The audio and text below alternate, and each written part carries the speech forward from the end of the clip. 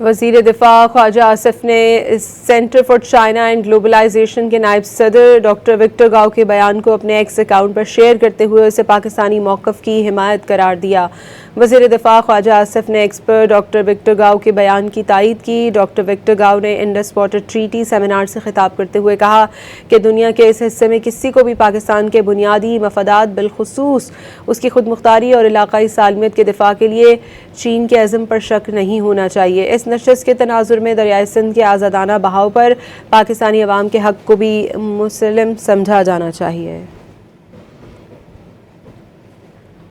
وزیر دفاع خواجہ آصف نے centre for China and globalisation کے نائب صدر ڈاکٹر وکٹر گاؤ کے بیان کو اپنے ایکس اکاؤنٹ پر شیئر کرتے ہوئے اسے پاکستانی موقف کی حمایت قرار دیا۔